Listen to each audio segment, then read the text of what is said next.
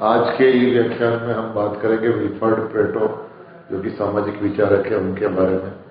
Pareto के जो सामाजिक परिवर्तन के चक्रीय सिद्धांत की बात हम करेंगे और परेटो के अभिजात्य वर्ग के परिभ्रमण की हम बात करेंगे। हमारे मोहनलाल सुखाड़िया विश्वविद्यालय के पाठ्यक्रम में प्रथम वर्ष में हम सामाजिक परिवर्तन के तहत जो परेटो का सिद्धांत पढ़ते हैं, और इसके साथ ही हम हमारे तृतीय वर्ष के अंतर्गत जो है सामाजिक परिवर्तन के तहत और सामाजिक विचारक के तहत हम विल्फ्रेड परेटो का अध्ययन करते थे। परेटो के सामाजिक परिवर्तन के चक्रीय सिद्धांत की हम आज संक्षिप्त बात करेंगे, और इसी प्रकार परेटो के अभिजात वर्ग के परिभ्रमण की अवधारणा की भी हम बात करेंगे।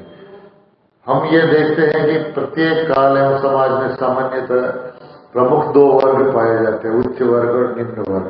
उच्च वर्ग के हाथों में शक्ति एवं सत्ता होती है, वे प्रायः समाज में शासक होते हैं, और सत्ता और शक्ति के कारण समाज में प्रभुत्व और वर्चस्व भी उन्हीं का होता है।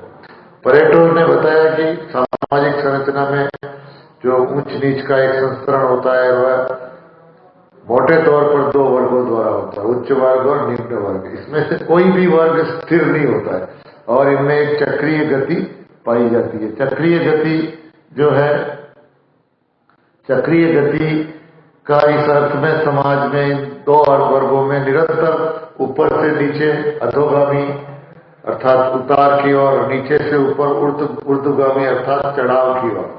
और स्पष्ट रूप से ये चक्रीय गति को इस प्रकार हम समझ सकते हैं कि जो वर्ग सामाजिक संरचना में ऊपरी भाग में होता है, वह कालांतर में वापस जो है अपने निम्न भाग में आ जाता है, और निम्न भाग में आने के लिए जो है इसकी जो प्रक्रिया है वो चक्रीय प्रक्रिया के तहत हम देखते हैं।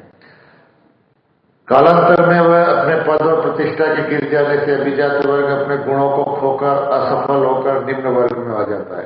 दूसरी ओर उन खाली जगहों को भरने के लिए निम्न वर्ग में जो बुद्धिमान, कुशाग्र, कुशल और योग्य लोग होते, वह नीचे से ऊपर की ओर जाते रहते। इस प्रकार उस उच्च वर्ग को निम्न वर्ग में आने से उसका पतन होता है, और निम्न वर्ग को उच्च वर्ग में जाने से उस प्रक्रिया में उसका उत्थान होता है। यह प्रक्रिया चक्रीय रूप से चलती है, और इसी चक्रीय गति के कारण जो है समाज में परिवर्तन आते हैं और सामाजिक परिवर्तन होता है। इसलिए इस सिद्धांत को हम चक्रीय सिद्धांत कहते हैं, और सामाजिक परिवर्तन का चक्रीय सिद्धांत ये कहलाता है।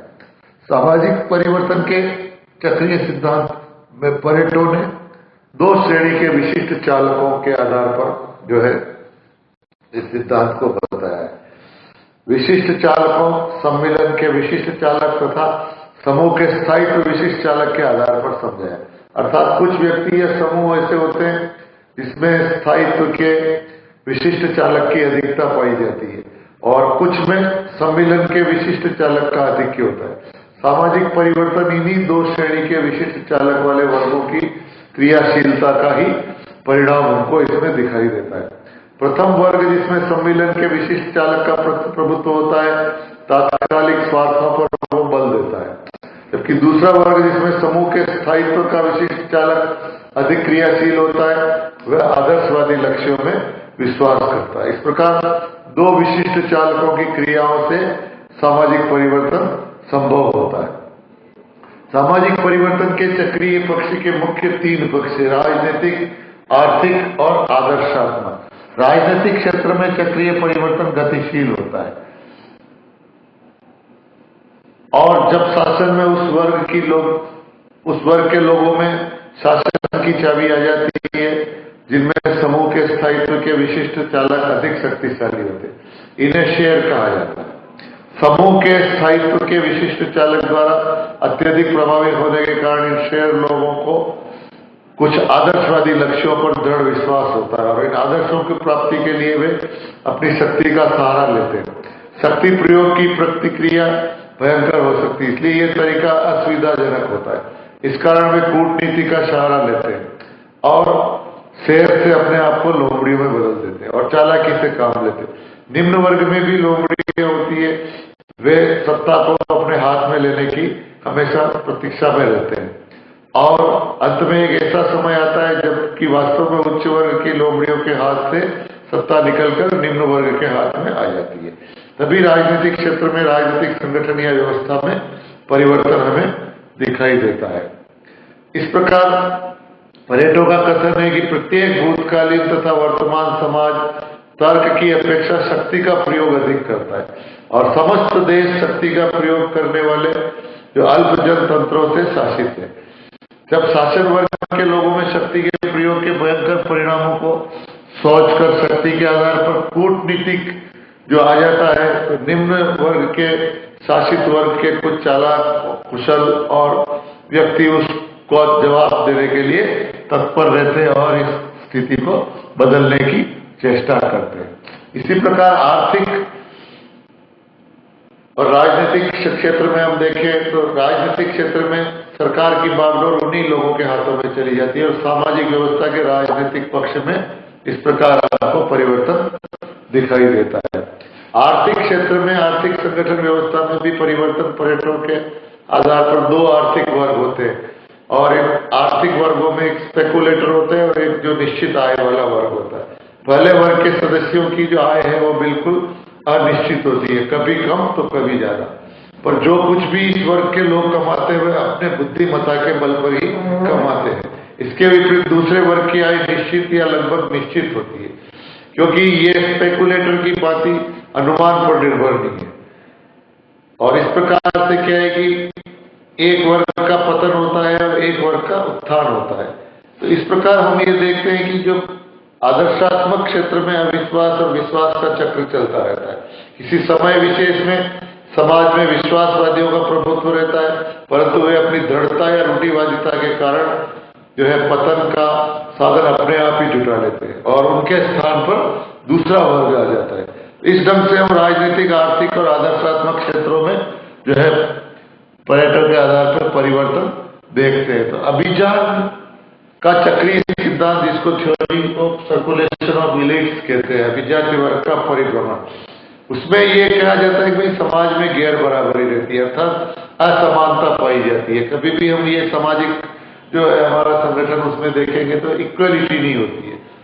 तो इस कारण क्या है कि शारीरिक, भौतिक, बौद्धिक और नैतिक दृष्टि से प्रत्येक समाज में गैर बराबरी या असमानता देखने को मिलती है और यह संभव है किसी समाज में गैर बराबरी बहुत तीव्र होती है, किसी समाज में न्यून, परंतु गैर बराबरी हमेशा विद्यमान रहती है।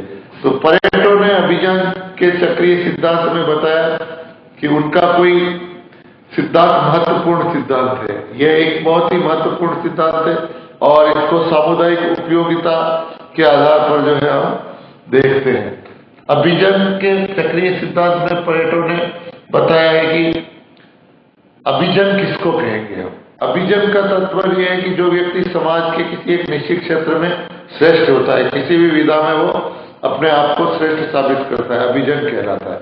अर्थात अभिजन से तात्पर्य है कि चाहे वो साहित्य हो, कला हो, व्यवसाय हो, धर्म हो, अर्थ हो, उन क्षेत्रों में व्यक्ति अभिजन होते हैं और कई लोगों की तुलना में अभिजन अधिक विशेष होते हैं। जैसे साहित्य में देखें हम, आर्थिक क्षेत्र में देखें हम, अभिजन हर क्षेत्र में है, लेकिन पर्यटन ने केवल प्रशासनिक अभिजन का अपने सिद्धांतों में उल्लेख किया है।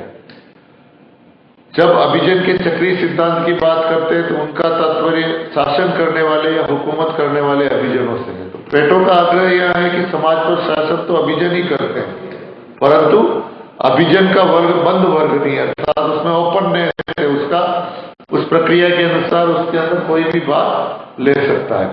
तो जो आज शासन करने वाले कल उन्हें धकेल दिया जाएगा, उनका स्थान नए अभिजन ले लेंगे। समाज में अभिजन का ये चक्र परेटो के अनुसार सदैव चलता रहता है। परेटो ने जो अभिजन के कई प्रकार भी बताए हैं, तो परेटो का जो सिद्धांत है उसके तहत हम ये देखते हैं कि जो परेटो ने जो सिद्धांत बताया उसमें अभिजन और अभिजाति वर्ग के जो परिभ्रमण की बात कही है, तो उसमें जो श्रेष्ठ वर्ग होता है वो हमेशा अपनी श्रेष्ठता को साबित करने की कोशिश करता है, परंतु कालांतर में उसमें कुछ कमियां आ जाती है और उसका पतन शुरू हो जाता है। परेटो का कहना है कि यहाँ इनका स्थान जो है दूसरे जो वंचित है या जो निम्न वर्ग के लोग हैं वो इस स्थान को ले लेते और इस स्थान को ग्रहण करके और परेटो के अनुसार जो है वो अपनी सत्ता जो है उसको हथिया लेते हैं। तो इस प्रकार से एक हमेशा ये चक्र चलता रहता है। परेटो के सिद्धांत की जो है पूर्ण सिद्धांत नहीं है, इसकी कई कमियां भी है। तो कई आलोचकों ने इसकी जो कमियां बताई, मुख्य रूप से हम ये इसको डिस्कस कर सकते हैं। तो प्रमुख रूप से ये कि समाज में एक इक्विलिब्रियम बराबर रहता है। तो कोई अभिजन समूह होता है, आज का अभिजन वर्ग, कल नया अभिजन आ जाएगा। तो कई टिप्पणियां इस पे की गई है, हमेशा ये जारी रहने वाली प्रवृत्ति है। अभिजन का ये सिद्धांत अवशिष्टों पर निर्भर है। अभिजन लोगों के मनोभावों, संयोगों को कहते हैं और उनको तार्किक रूप से जो है कई प्रकार से उन्हें गुमराह भी किया जाता है। तो परेटो के सिद्धांत निर्माण में संस्कृति और सांस्कृतिक मूल्यों का उन्होंने कहीं स्थान नहीं दिया, परंतु हम ये कह सकते हैं कि परेटो ने एक सामाजिक परिवर्तन की व्याख्या के लिए जो ये चक्रीय सिद्धांत या अभिजाति वर्ग के परिभ्रमण का जो सिद्धांत बताया, इसमें एक स्पष्ट व्याख्या दिखाई देती है। परेटो ने जो अभिजन को परिभाषित किया है, वे व्यक्ति समाज के किसी एक निश्चित क्षेत्र में श्रेष्ठ होते हैं। अभिजन की श्रेणी में वे लोग आते हैं जो आम लोगों की तुलना में अधिक बौद्धिकता, कुशलता होती है और किसी भी काम को करने की उनमें क्षमता होती है। इस प्रकार परेटो ने अभिजाति वर्ग के परिभ्रमण के द्वारा जो है सामाजिक परिवर्तन को समझाने की कोशिश की और एक सर्कुलेशन ऑफ बिलीफ जो है परेटो का एक बहुत महत्वपूर्ण सिद्धांत के रूप में हम इसको समाज विज्ञान में इसकी चर्चा करते हैं। धन्यवाद।